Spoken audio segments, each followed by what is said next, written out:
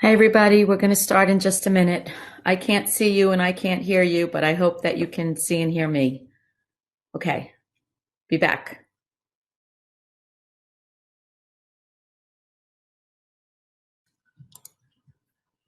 Okay, it's just about 1:30. Maybe let's see, I've got about 10. Um, Maybe give it just a couple of more minutes. How's everyone doing on this dreary Friday? Happy Friday, by the way, and thank you for joining me. I don't know how it is by you, but by me, it's pretty dreary out there. You know what? Can someone put something in the chat so I can see how this thing works as a presenter? Because I'm not seeing. Oh, there we go. Yay! Yay! Perfect. Thanks, everybody. Thank you. I see it. I'm doing two monitors here, so kind of looking over here. Here I'm looking at you. All right, we're going to get started. Let me just preface this by saying I know that with this platform, we're supposed to be sharing application, but because I'm going to be bouncing around to different applications, I'm going to actually share my screen. So what you're looking at right now is my screen. Okay, so at some point you're gonna see my tabs, and I'm going to be bouncing to different LMSs and whatnot and applications. So that's why it's going to look a little different probably than what you've seen before. Okay, yes, hi. Okay, all right, so let's get started. Okay, again, hello everyone, welcome, and thank you for joining me today. I am Maria Breger, and I am the Instructional Design Specialist for the Rutgers University Libraries. And I'm here to talk about the importance of information literacy as it relates to the successful future of our students. But I got to say, for those of you that have been in academia for a while, you know, it's a very small world here in New Jersey. And it has been great to see people that I recognize from when I used to work at Brookdale, for instance. I mean, Christina probably doesn't recognize me, and maybe Maria Geiger doesn't remember me, but I remember you ladies. So I was in the Teaching and Learning Center there, and I'm sure I must have helped you at some point with your online course. So before I actually get started with my presentation, I'm going to tell you a little personal story. Okay. I have a son. I actually have three children, adult children. My oldest son graduated from Westchester University in 2011, and his name is Dylan. And when Dylan was in undergrad there at Westchester, his major was political science, international relations with a minor in Holocaust studies. And I thought, what the heck is he going to do with this, right? I don't know. I kept quiet, just let the chips fall where they will. So it turns out early in his senior year, in October of his senior year, the financial firm JP Morgan Chase held a job fair for graduating seniors. They were interviewing applicants to take part in their, the title was Operations Analyst Internship. It was an internship, but it was a paid full-time position. So my son, with his liberal arts degree in poli-sci, goes on an interview with JP Morgan Chase.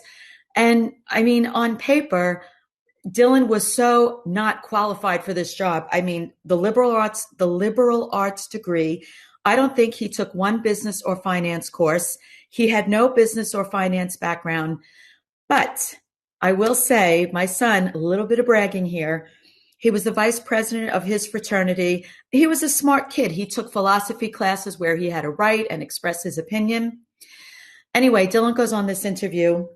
And I guess the hiring manager was able to see that my son could communicate effectively, and he could speak clearly. He could express himself.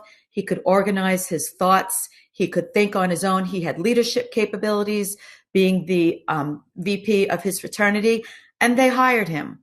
So Dylan could be any student, right? He had the liberal arts degree again, but he had these skills that somehow the hiring managers saw in him and knew that he would be capable of learning the job. And again, he is still there to this day. As a matter of fact, he just transferred out to Hong Kong. He's been in Hong Kong since last June.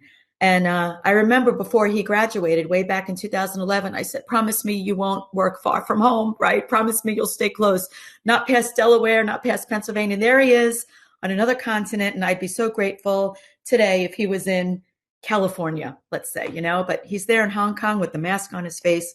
So just to keep that in mind as we move forward with our presentation. So what are we talking about here? And you all can see my PowerPoint, right? Information literacy.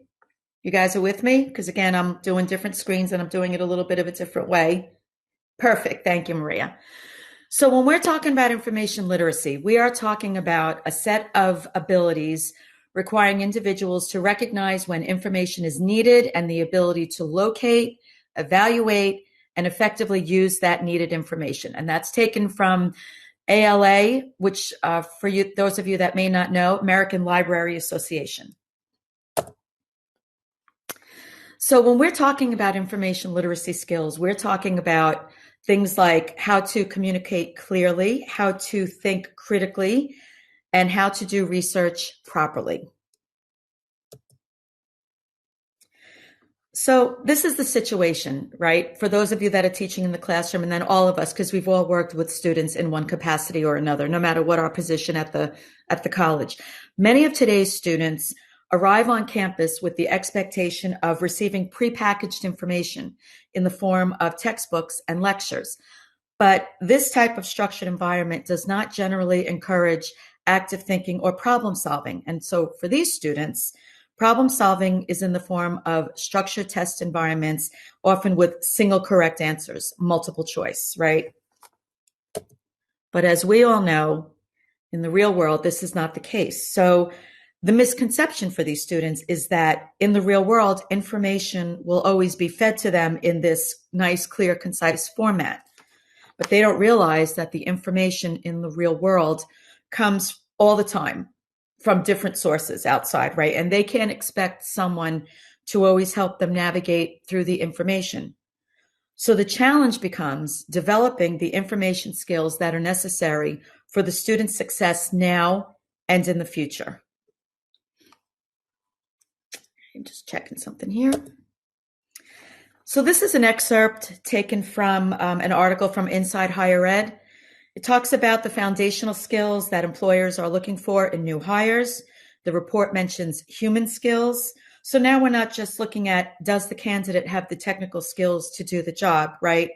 But also, can they organize information? Can they think on their own? So what are these specific foundational skills we're talking about that employers are now looking for in new hires? Specifically, they are talking about what we see here: communication, critical thinking, information literacy. So again, if I go back to my son's scenario in 2011, and any student in that position, a liberal arts degree, but because he had those foundational skills, the hiring managers were able to see that Dylan could learn the new skills that he needed, and they were all new skills. And these skills are far-reaching in that they can affect student retention, graduation, and even future employability. And again, going back to Dylan, he was able to be employed by this major financial firm. I couldn't even tell you what he does if you asked me. And I've asked him a million times, and every time I'll just forget it because I just don't get the business finance thing. So just to give you a little background, I apologize if this graphic is a little too small. As I mentioned before, I work for the Rutgers University Libraries, and I actually work for the central unit. It's called Shared User Services. And our department purchased two products from one vendor that actually split into two vendors. So the one vendor used to be Credo Reference, and then they split into NimblyWise and Credo. This is the list of the Rutgers campuses where all of our libraries are located, and we have a lot of libraries at Rutgers.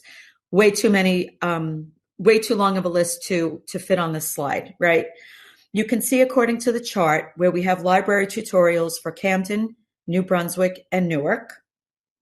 And then the original company, Credo Reference, supplies us with tutorials geared specifically toward the health sciences, as well as information on how to effectively navigate the health science databases such as CINAHL and PubMed. And so if we're not in health sciences, we wouldn't know what these are, right? But these are databases where the health science students and researchers get all of their information from. among others. And so let me also just mention, if you hear me in this presentation say RBHS, that just means I'm referring to the Rutgers Biomedical and Health Sciences School. So we kind of have the RBHS students here, the medical students, and then here we have everybody else. So now I'm going to show you a sample lesson from an actual Rutgers credit course. And this course, English 201, Research in the Disciplines, just to give you a little background, it's part of the Rutgers Writing Program, which is a very big program at our institution. This is a core curriculum certified course that allows students to earn credit for the discipline-based and revision-based requirement in writing and communication. Okay, so a lot of students take this course. Okay, so here's the sample lesson plan. And the librarian worked with the course instructor to integrate 2 tutorials into the actual lesson plan. And we use 2 of these tutorial items, and us instructional designers, or we instructional designers probably would call them learning objects, this learning object and that learning object. They're the library instruction tutorials, just 2 of many. And I'm going to show you how these how the librarian work with the instructor to integrate. So let's break it down. Okay. This statement right here, evaluate and critically assess sources and use of conventions. That is an outcome taken right from the syllabus of this Rutgers credit course. This outcome is mapped to these 2 standards from the Acrl Framework. The Acrl Framework is Association of College and Research Libraries Framework. This one came from the Framework for Information Literacy for Higher Education. There are other frameworks, but this is the focus of ours today. Okay, now these 2 standards that tie back to this outcome, how do we deliver them in the course? How do we use library instruction to meet those standards? Well, the first standard can be met with the use of this Nimbly Wise tutorial, How to Read Scholarly Materials, Lessons, and Quiz. The second standard, Cite the contributing work of others in their own information production, ties back to this learning object or video, Nimbly Wise, Why Citations Matter. So these 2 library instruction components or learning objects tie back to these 2 standards, which can be mapped back to the to an actual outcome of a credit course at Rutgers. So that's how that all ties in, and that's how the librarian was able to recommend to the instructor to use the specific library instruction to actually help meet one of the outcomes for this course. Okay. I don't know about any of you, but I don't know of any other institution like Rutgers that has 3 learning management systems. And that's what we have. We have 3 learning management systems. So I'm going to show you, because we have 3 learning management systems, we had to be able to integrate these tutorials into all 3, Blackboard, Canvas, and Sakai. So I'm going to briefly show you those integrations, and then I'm going to show you some of the actual library instruction. So the first one I'm going to show you is Sakai, and this is why I'm using my screen, because when I go like this, I'm just going to go over to Sakai. Here we are. I'm just going to log in. Okay, I'm just checking that you all can see. All right. So here's a Sakai landing page for those of you that are not familiar. I'm going to bring up my demo course. So here I'm going to go to Sites, then Sakai demo course. Okay. So now what you're looking at here is a Sakai course shell. This is the course navigation. Okay. What you see here right now is 3 links that go to the library instruction content. Now, not all of it. These are 3 individual lessons. So I had to work with the LMS administrator. And because we have 3 LMSs, we have 3 separate LMS administrators to bring these into the back end of Sakai so that instructors could pick and choose the instruction that they wanted to bring forward to share with their class. Okay. Now, I'm going to show you how that's done. So in order to do that, an instructor would click on Site Info, and then they get to this page, they would click Manage Tools. And bear with me, please, because Sakai can be a little slow sometimes, a little clunky. So this could take just a moment or two, but hopefully not too bad. Spinning, spinning, spinning. Oh, good. Here we go. Okay. All of these things back here are the tools that are available to the instructor in the course. So if you see these three sections right here, if I expand them, all these contain the links to the different library instruction lessons. So you're going to hear me say them a lot. For NimblyWise, it's communication, critical thinking, and information literacy. Because I, as the instructor, wanted to share just these three lessons, the way you do it in Sakai is I just clicked what I wanted to bring in like this, 1, 2, 3, and then you see them right over here in the navigation. You do a couple of more clicks to bring them into the course, and that's all you have to do. So that then when the student goes into the course, let's go back here, back up. The student just clicks on any one of these, and they're going to get taken to the NimblyWise platform. And another thing you'll see, this is very interesting. These links are actually in a good way misleading because you click on one link, and when you click on one link from the LMS, you get taken to all these pages of content, which I'm going to show you in just a short while when we get to Canvas. For now, I'm going to show you the integration in Blackboard. So here's Blackboard.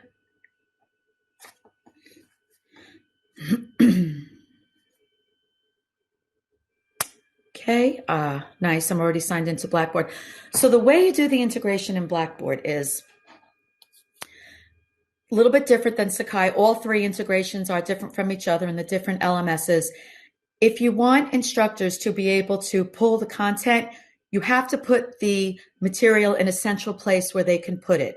So the central place that we would call that in Blackboard is an organization. So we used organization like the master course, right? All of our instructors, again, now working with the Blackboard LMS administrator, working with the instructors, we enrolled all of them in this Blackboard organization, which I'm going to show you, so that they could be able to go into this organization and pull content from there into their live Blackboard shell. And you see me talking with my hands, it helps me think, and I'm Italian, so that's how I roll. Okay, so I'm going to click into the Libraries Tutorials Master Course, our Organization Master, and this is where we stored all the content.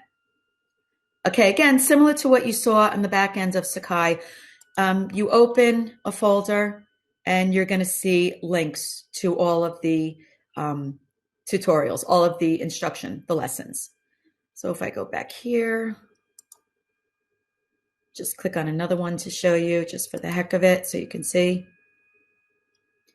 Okay, so now the organization, the content is sitting in the organization, right?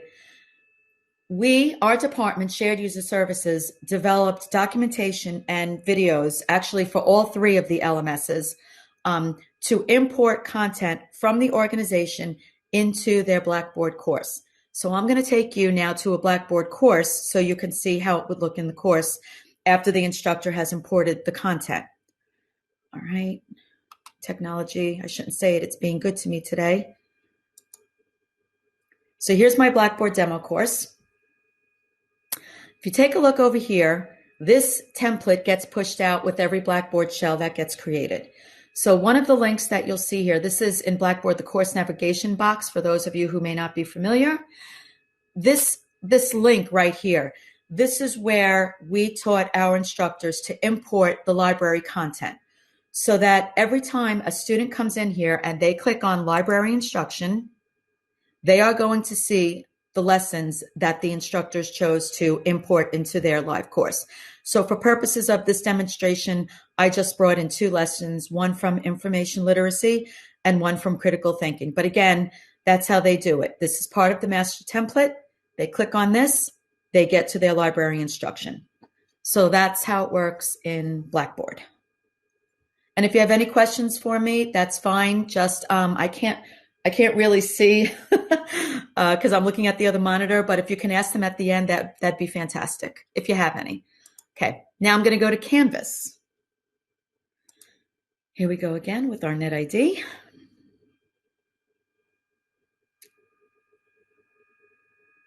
All right, so in Canvas. So this is our Canvas dashboard, right? And what we had to do to share this content was upload to Canvas Commons. I'm sure everybody knows about Canvas, but if you're not completely familiar, just to briefly explain it, Canvas Commons is like a cloud repository. People in the Canvas community upload to this repository and they can share it with whoever they want. So for Rutgers, it's not for students to upload to, it's for non-students. So it's faculty and staff to upload and share their content. They can share their content with the whole Canvas world if they want. They can share it just with their institution. They can share it just with their department. It's pretty cool and it's customizable. So for the most part, people up in Rutgers share with people in Rutgers. We shared with everybody because again, these tutorials are for across all of the campuses, all of the students. Before we upload the content to Canvas, we had to, to Commons, we had to grab it in Canvas first so that we could then upload it as a resource. So to do that, we created these master shells right here. So again, for the Nimbly Wise communication, critical thinking, information literacy, and for our BHS, we've got the health sciences right here.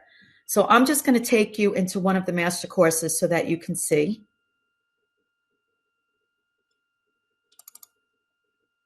Okay. The way these assignments were brought in, you can see, again, for those of you that know Canvas, this is the assignment icon, right? So all of these assignments, all of these lessons are accessed from the LMS to the Nimbly Wise platform through the assignment external tool. So that's the LTI, okay, in the Canvas world. That's the single sign-on, that's the handshake, that's the pass-through through LTI integration. So if I just give you a little peek here, and what was really nice about this for the Canvas users, they give you the link constructors, not to get too technical, but they give you the technical information that you need to do this. So it's really pretty straightforward to do if you're the LMS admin or the instructional designer. See right here, this is how it links, and this is the external tool provided by Nimbly Wise and provided by Credo Reference. Getting back to the course, all of our master courses have this first module and this second module. So this first module, these are 2 pages that are native to Canvas. Excuse me one second. And just information, if I open this up, instructors, this helps us to onboard instructors to use the library content. So I can make it a little bit bigger. What is this content? We talk about who can use it, how can I use it, maybe in a flipped classroom, first year or transition, scaffolding. Then we talk about all of the other information that we offer as far as instruction in the libraries. If you need help, how to contact a librarian, and if you need help in choosing which lessons, how to contact the librarian. And we've actually created resources for that also, which I will show you a little bit later. So going back to modules, the second item in that module is course setup and gradebook. So now what's nice about these tutorials are in all 3 LMSs, when students take tests in the Nimbly Wise and the Credo platform, there is automatic grade pass back to the LMS. There's nothing that you have to do in Sakai and Blackboard to make this happen. In Canvas, it's a little bit different, but it's really just 2 steps, and I'm going to show you what you have to do. So again, because I showed you that the link to the library instruction is through external tool, LTI, you have to publish the assignment, of course, so that the student can see the assignment, so that the grade can be passed back.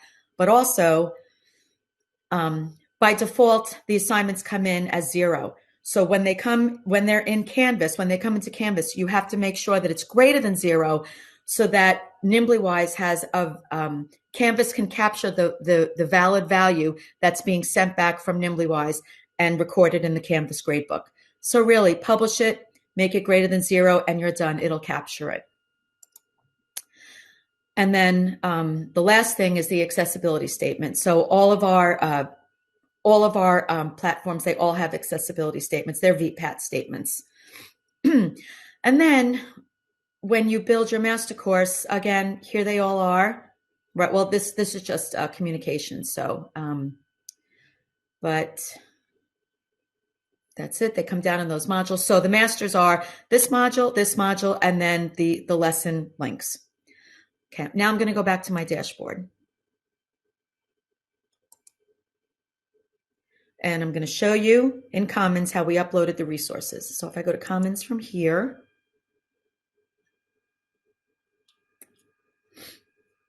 okay, and I put in some metadata, I'll put in library. So here's our 4 resources that we uploaded, right? Again, Nimbly Wise, communication, critical thinking, information literacy, and health science, RBHS, health science. So unlike in Blackboard and Sakai, if you want to bring in just this lesson or that lesson, in Canvas, you can't do it piecemeal, unfortunately. With Canvas Commons, you have to download the whole thing. And so after you download it into your live course, what you'll do is you'll then just hide what you don't want the students to see. So I'm just going to go through one download. I'm not going to do it. I'm just going to show you because I've already done it. Okay. So again, here's our native Canvas pages. Here's a link to a file, and here's the links to the library instructions. So again, I have to download the whole thing. So I'll just import, and I'll select where I want it to go. Right. And then I would hit import to course. Usually the turnaround time is pretty fast, and then you're done. So I'm going to X out of this right now, and I'm going to show you the course. So I'm going to go back to dashboard. Here's my NJEdge Canvas demo. Not much of a landing page. Sorry about that. But here I go into modules. So now again, for purposes of this demo, I downloaded all of the tutorials into this so I could show you just the pattern among everything. So you could see they're pretty consistent. So we have, again, here we go. We'll always have this. We'll always have this. Here's critical thinking. Here's communication. Here's information literacy, which has a lot of stuff. And again, one leads to many in the platform. And here's the health sciences. And I don't mean to make everybody dizzy. I'm going to try to control my scrolling. In the critical thinking, information literacy, and communication, every group of lessons starts with a pre-test benchmark assessment and ends with a post-test benchmark assessment, okay? You see that in critical thinking, communication, and information literacy. And these assessments are about 25 questions each. They're pretty comprehensive. Once you get into the lessons, I'm going to show you, you'll have quizzes, you'll have different types of media. So let's just back up a minute before I go into a lesson. This is a lot of stuff, right? And you can't really expect the instructor that the librarian is working with to use all of this stuff, right? It's just too much. I mean, I myself, when I was learning this, it took me days to go through all of these lessons. It's a lot. So when it's just part of a class, the instructor might choose 1 or 2 or a handful. You don't know. We had, just this past semester, I worked with a librarian who was working with a chemistry instructor at our Rutgers Honors College. So all of his students were the honors students. The Honors College is very small. There's only about 500 or so students in it. And the instructor wanted to use this particular lesson, Framing a Problem, as part of his core gradebook. So it wasn't just like a nice to know or here students go learn this because it'll help you. This grade actually went towards their overall grade. I can't tell you how the instructor worked with it because I didn't work as closely with the instructor like the librarian did. I only know that it was important. It was part of their grade. So I'm just going to take you into this as a sample to show you some of the content. Again, one link takes you to many pages, right? So I'm going to go back here to the beginning. Can you all see this? You all still with me? Lynn. It's not right now, unfortunately. You know what? I'm gonna do all those questions when I get through. I promise. Hold your questions, write them down, and I will go through them. Okay, you can all see this, right? Everybody, you can see framing a problem, lesson and quiz in the platform. So a lesson will start with text, never a lot of text, right? Very concise and to the point. You don't want to bore the students. Don't want to give them too much to read because we know students don't like to read, right? Okay. All right, here's another page. So now here's a video, for instance, and I'll play you a little bit of this video.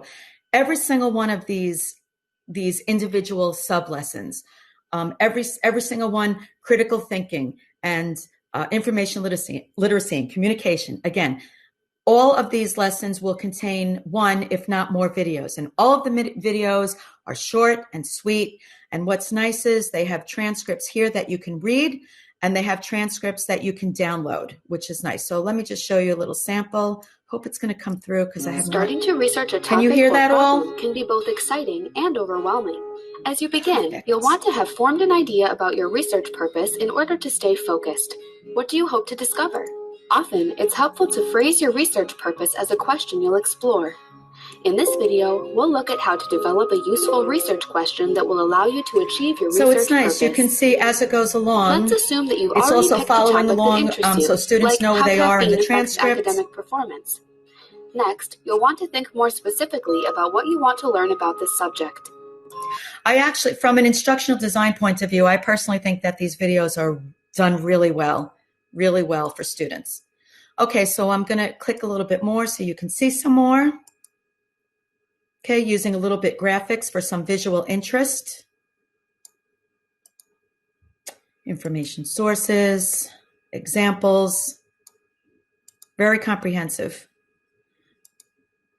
Okay, so this is just one lesson among all those lessons that you saw the links from the LMSs. Drawing connections, some more graphics.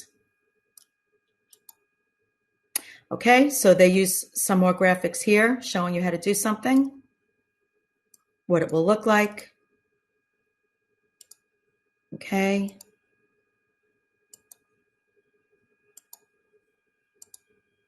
Another introduction for another little sub-lesson. Okay, all right. So in every one of these lessons, you're going to have a quiz, right, at the end. And it's nice. It tells the student, before you take the quiz, this is how you take the quiz. So it says, you save, you submit, you begin. And actually what we're going to do, I don't think it's been rolled out yet. I'm going to show you a lot of the questions. I shouldn't say a lot. All right. A good number of the questions are multiple choice, but they're not all multiple choice. Some of them are also open-ended. Some of them are fill in the blank. Some of them are drag and drop activities, which I can show you in the other lesson. But so here's the multiple choice. If you look down here, 0 of 2 attempts. When we first got this product from NimblyWise, all of these questions had, you have 1 attempt. And I don't think it showed you the feedback. So what we did was we had the technical ability as administrators of the system to go in and change this. So we changed every single question on every quiz from 1 attempt to 2 attempts. And they get their feedback either if they answer the correction correctly or after the second attempt, whichever comes first. So from a pedagogical perspective, we felt that was the best way to try to reinforce the information to them. I'm going to get back down here. I'm going to just go through the questions. Again, in this particular example, they are multiple choice. Okay, and that's the end of the lesson. I'm going to show you one more, and this is the health sciences. Now, remember I said in the NimblyWise, critical thinking, communication, information literacy, they all have relatively the same format. So health sciences, a little bit different. Remember when I also spoke at the beginning, I said for the RBH students, not only does it teach these students about the health sciences topics, but also the medical databases. There are lessons in here that are dedicated to those databases, and I'm going to show you just one as an example. Here's the CNAL database. I do not remember what it stands for, but you can Google it and you will see it right away. I'm going to click on it. Again, one click takes me to many pages of content. I'm going to go to the beginning. Okay. So again, they're talking about CNL, a little bit more graphics in here. And I can navigate up here or down at the bottom.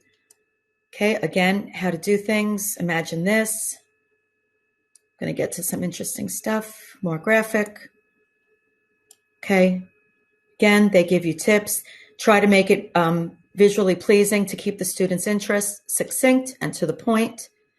Okay, talk about how to do something, show it to you in a graphic, explain it. Right, this is really good for the health sciences.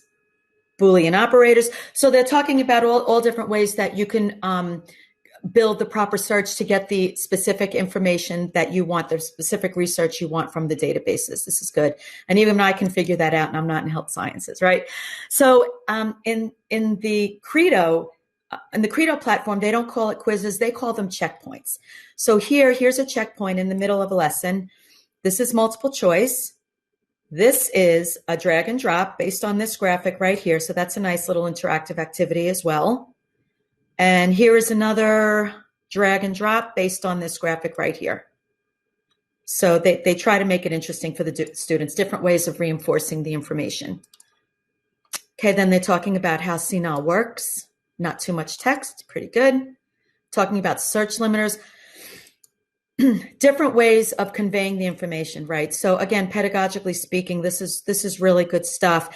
And I mean, you could use this information for a medical database, but I know when I was in grad school and I had to use things like EBSCO and other library databases, this was also very valuable information. Okay, source type and publication type. Okay, credentials and affiliations, tiny little graphic there. Another checkpoint.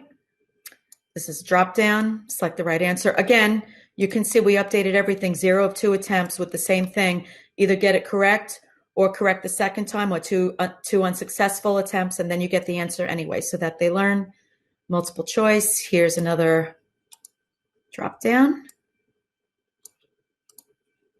Revising your research, more information. CNAL research tools. Okay. Another checkpoint. Let's see how they do this. This is multiple choice. This is a drag and drop. Again, I've even seen essay questions on these lessons, open-ended questions. So, okay, so now they have a conclusion saying what you should have learned. And then after the conclusion, they have the sources page. So now you'll see this at the end of most lessons. Sources page, what's nice is everywhere they got their information in the lesson, they put it right here. So originally when we got the content from NimblyWise and from Credo Reference, this was flat text. These were just flat text. They weren't hot links. So what we did was we made all of these live so that you figure, in an online environment, right? The student, you put something out there, the student wants to see it, the student wants to go to it. And it was good too, because we made sure now that we have these live links, all the links right now are good as far as we know.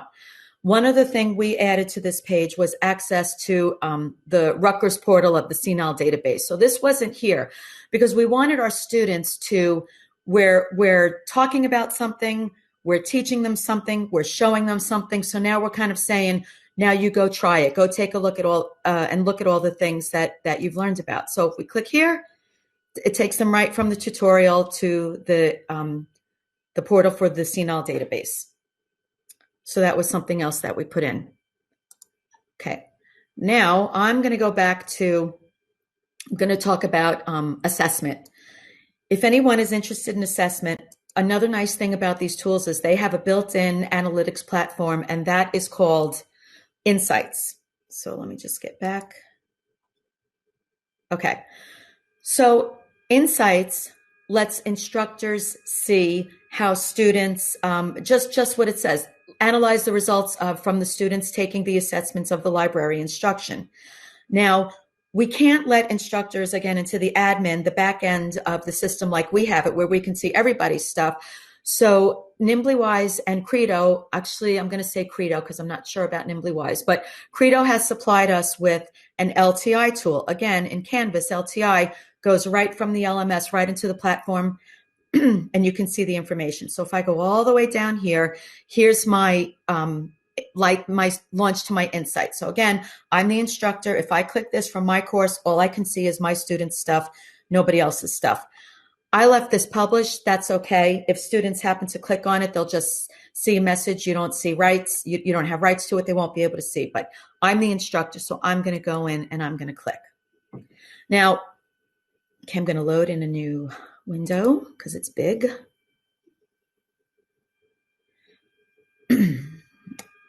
So this is the Insights platform, and I'm just going to show you right now. I don't have any data here, but I'm going to show you a screenshot with some data so you can get a feel for it. It's got different filters, right? And it just disappeared. Okay, so you can view the information by assessment, by question, score distribution, or answer. You can compare by learner or course. You can include graded and ungraded. So if I just do this, again, we're not going to have anything because there's nothing in the course. Let me just show you how it looks empty. Looks bad, right? There's nothing there, nothing down here. However, if there were information in the course, you would see this. So this is taken, again, this is a test course, so you don't see a lot of stuff, but you can see, sorry about the graphics, they're not super clear. You can see view by assessment and include ungraded. So this is the senile assignment. This is evidence-based practice quiz. And if I were to hover over it, it would give me the average scores. It would give me statistics about each, the mean, the average, the low, and the high. Okay, so if I'm going to go down here, you can see the same thing. And then on the bottom of the page, where I showed you before, is a table of the data. So all the data that we just saw in this graph, it puts it here into a table for you, and you can also download the scores so that the instructor could do it that way if they wanted to. They could capture the data that way. And one more thing I want to talk about here. I had mentioned, let me close this, that there's a lot of stuff, right? There's so many lessons, again, one to many. How could a librarian work with an instructor to go through these lessons? Are they going to click on something and go, okay, we're going to click, click, click, click. We're going to look and we're deciding, we're going to see. That's not practical, right? So what we did was we created documents that outlined all of outlined the lessons, the list of lessons in the courses, so that instructors could, librarians could take this document and work with the instructor, and the instructor would say, let me tell you what I need. And the librarian could show them the list, and the instructor could say, oh, I like this, I like this, I like this. And what I'm going to do is show you those documents. So due to proprietary licensing issues, you can't really share this information unless you're a librarian, because we're the ones that purchase the content, but I'm sharing it with you for purposes of this demo so that you can see. So here's our internal Rutgers staff library site. And I'm going to get to shared user services here and teaching and learning. Okay. So if I go down here to this link, so you're going to see right here, got PDFs, detailed list of information literacy, communication, critical thinking, and health sciences. Let me show you. If I just, for instance, go into the information literacy, because that's a big one. Okay, I'm going to open it up. So we have a document for each of the 4 topics, right? Again, this is information literacy, master course, library tutorials. We have to put our terms of use. Here's the contents. So let's say if I go here, information literacy topics, we've got lots of stuff. Okay, we've got all this stuff underneath. So one thing up above, why information literacy matters, up here in my table of contents, then this lists all of the sub-lessons under it so that you can see. So a librarian can work with an instructor and look through this list instead of tapping, through web page and page and page and page, and they can use these resources as a frame of reference to help the instructor. So they definitely needed it with all of this material. And that concludes my demo to you. So I'm going to look at your questions right now. Let me go up. And I remember Lynn from Middlesex. Okay. Can you get usage stats for items in Canvas Commons? So, okay, when your usage stats for item in Canvas, I don't know if you're asking me a Canvas question or if you're asking me the library instruction question. I will tell you what I know from Canvas Commons. You can't tell, because I'd asked this question myself, you can't tell who downloaded. I think there's some stats, but Canvas Commons, what we can tell as users of the system, it's not very easy. I know Canvas could give you stats pretty much on anything that you wanted if you went to the Canvas text, but I don't know about Canvas Commons stats. It's very limited. And Lynn, I remember Lynn from Middlesex. So yeah, all right. I started to answer your question. So Lynn, no, because we paid a lot of money for this, I believe, and right now this is only open to the Rutgers community. So it's not open. It's not open to Canvas users as a whole. Not now, anyway. I don't know if it will be. Can librarians gather assessment data independent? Yes. Okay. Let me take this apart. Okay. Librarians, we have, like I said, we have admin access to the system. So we can go on the back end and we can grab assessment data. And we are doing that because we're very interested in that. That's a big thing of what we're doing at the libraries. We want to know who's using our instruction and how they're using it. So yes, we can go on the back end and we can generate reports. Right now, I think we've been working with them closely. We can do it by, I might be wrong, by campus, by course, but we can do all that aggregate data, the institution as a whole. So yeah, we can see what the instructors can only see their own stuff. We can see everybody's stuff. Do librarians have the power to get into the LMS to grab the data from their tutorials? No. The power to get into no. So like anything else, like under normal circumstances, the librarian can't get into the LMS unless the instructor grants them access, unless the instructor adds them to their roster. And it's really interesting to me. We allow instructors to add people to their rosters. I know in other institutions I've been at, we don't. But here at Rutgers, they can add the instructor if they want to. Is that course by course to capture the data? So when the instructor is going through, okay, good. Sorry, let me get back there. Okay. Again, when the instructor is going through here, the LTI, then they only see their student stuff. But we can see, let's see, course by course to capture the data. Well, it's centralized. I mean, it's all in the back end of there's the NimblyWise site and there's the Credo reference site that we go to. I can't really show you because I can't, for FERPA things, I can't really bring up student data because it is all live, but we can see it's all centralized on the NimblyWise platform and on the Credo reference platform. If that answers your question. Let me know if it doesn't answer your question, Jessica. I'll try to come up with something else. So can we tell what classes embed the content? The only way we can do that is by running the analytics report because that will dump all the data into that aggregate report. There's no way in Canvas itself that we can see who's using what. We've even checked with the LMS admin for Canvas. It's the important thing is the information gets passed to the NimblyWise platform and to the Credo platform. And so we can see the information. We can only see what the data tells us. So as long as they're using it, it will get passed. It'll come out in our analytics insights report. Okay, what, Stephen? In Commons, think you can see how many imported? I think you're right, Stephen. I couldn't remember what it was.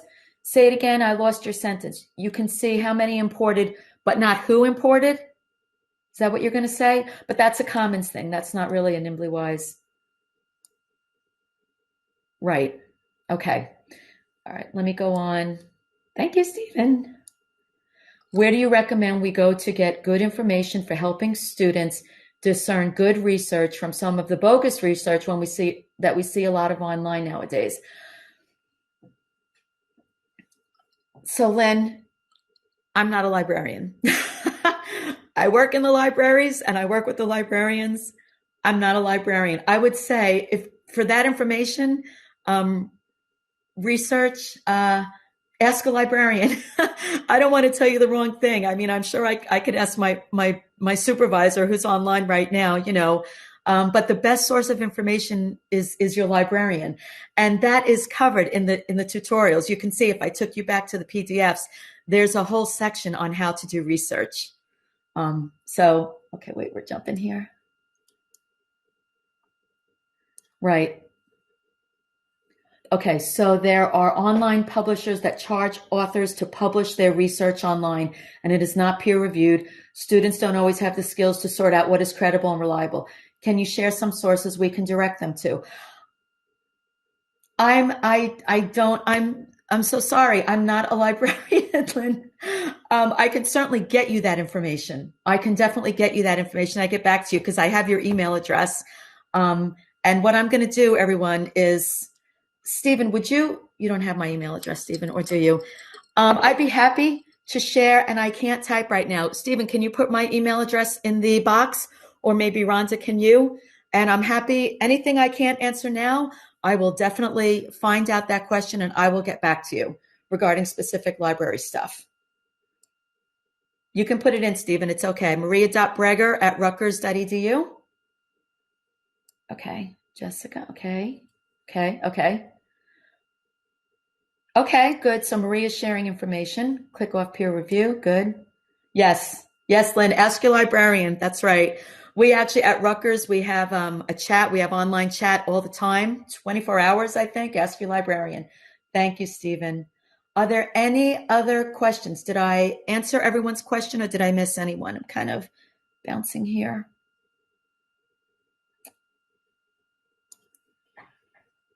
Are we all good, everyone? I hope I was able to share with you some interesting stuff. We're very excited about this. Our librarians are pushing it out, slowly. More and more people are getting to adapt, especially eventually someday we'll all be in Canvas and then we'll all do it this way. But, we're a big institution. It takes a long time to get everybody on board with something too big. Chris says, working with the librarian is fantastic. The librarians can create specific LibGuides, for a particular instructor's course. Then your students can be directed to your class's guide. Do you all know what LibGuides are? Are you interested in seeing LibGuides? I could show you some awesome LibGuides. We have LibGuides for online resources with this, and they're actually public, so I know it's okay. For synchronous and asynchronous learning, since we're all teaching remote right now, we put together these great LibGuides for our librarians and for faculty. Right. This is great. While we're in Canvas, we can integrate LibGuides into our Canvas. Chris, I didn't know if you're aware of that. This won't do it. This isn't integrated to anything. But here, if I click on Rutgers Libraries, everybody, by default, it's going to go to this one LibGuide because it's not linked to any other LibGuides. But here, we do actually, I manage this too. We do metadata. So let's say there's a science LibGuide. We can link it to the Canvas Core Shell Science.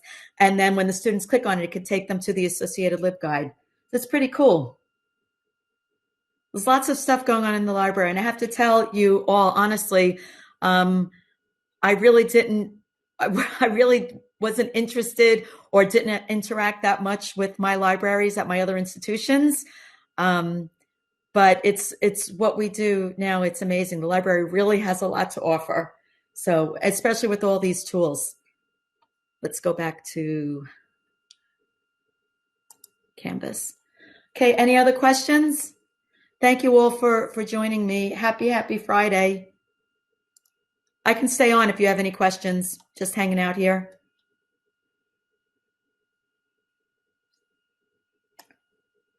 Let's see. You're very welcome. You're very welcome. I liked your presentation too with the polls. That was so interesting. I did see the stuff. So it was good. It was good. You're welcome. That's awesome. Good. I'm glad you enjoyed it. I know it's a lot of stuff. We have so much going on in the libraries right now at Rutgers. So it's crazy. It's very interesting. It's very exciting. It is. You're welcome, Lynn. Lynn, if you want, you can email me. I'd be happy to talk with you that way too. Oh, miss you too. I miss you too, Lynn. Thank you. Thank you. Thank you. Okay. All right, everybody. I'm just gonna stay and hang out here.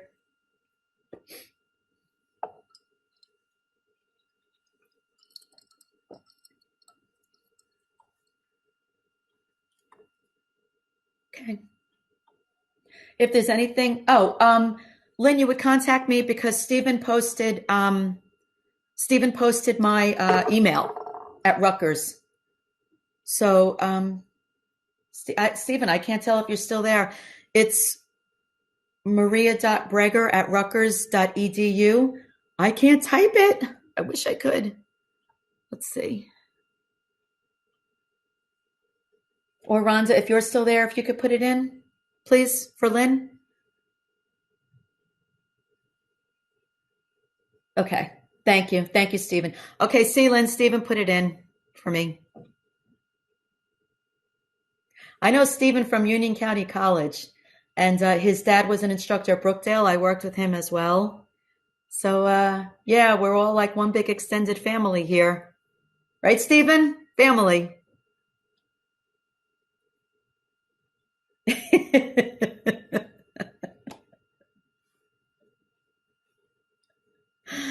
Okay. See, a lot of you are still here. I hope I didn't miss anyone's questions. If I'm Stephen, we all see the conversation. We're all dysfunctional. Awesome. Everyone, if I missed anyone's question, please feel free to go ahead and type it again so I see it again, because I see a lot of us are still here. So yes, family, absolutely, we're family. Totally, totally, totally. How's everybody doing with the remote instruction? If there's, I know Stephen, you're an instructional designer.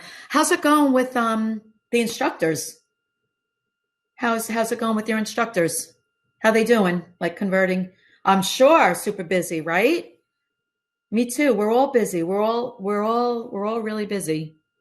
But it's good. It's good to be busy. Keeps us sane. Keeps me sane.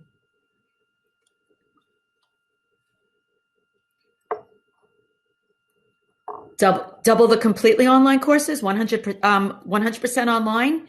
You doubled them, or double, or they all went. They're like hybrid. They're web enhanced.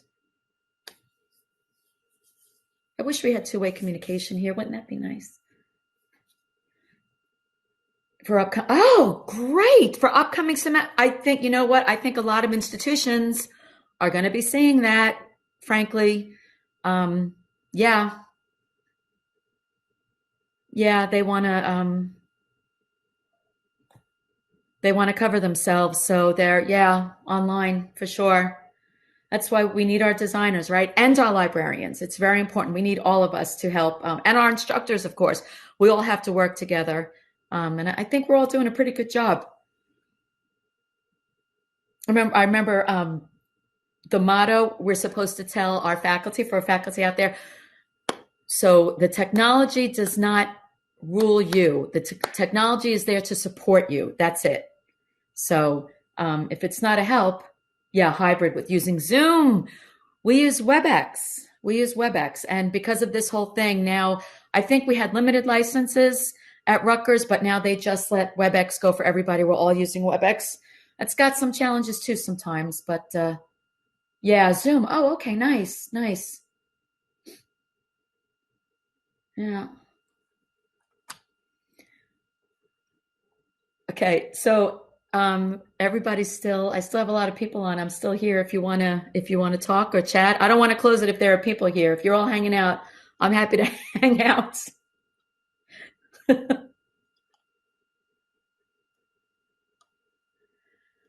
Okay. Yep. See you soon.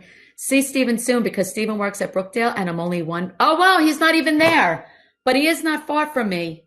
Maybe I'll run into you in the supermarket. Well, when you're back, I'll be back. That's right. I can't stop by Brookdale because you're not at Brookdale. And say hi to your fearless leader for me, okay? I miss her. Okay, everyone. Again, it looks like people are still on here. Again, I'm happy to stay on here. I don't know what's going on, but um, okay. Thank you. Thank you.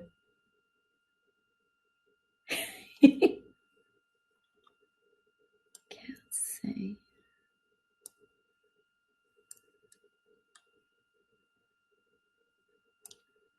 Oh, wow. Very good.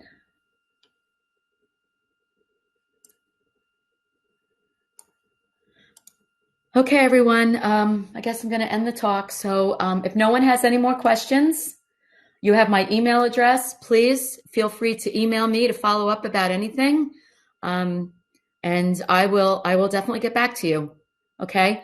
Have a good rest of the weekend. Stay safe, stay well. We're all in this together, right? And take care. Thank you again for joining me. Bye-bye.